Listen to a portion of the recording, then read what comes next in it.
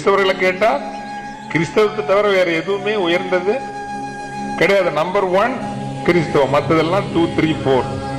இஸ்லாமியர்களை கேட்டால் இஸ்லாம் தான் நம்பர் 1, அதுக்கப்புறம் தான் மற்றதெல்லாம். சைவர்களை கேட்டா என்ன சொல்வீங்க? தென்னாடுடைய சிவனை போற்றி,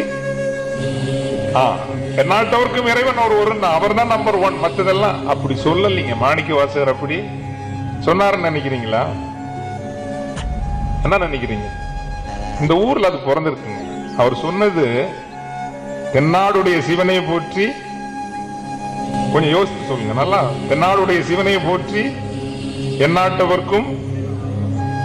எவ்வளவு பெரிய மன வளர்ச்சியும் ஒரு ஆன்மீக தெளிவும் உயர்வும் இந்த நிலத்தில் இருந்திருக்கிறது என்பதற்காக சொல்லுகிறேன்.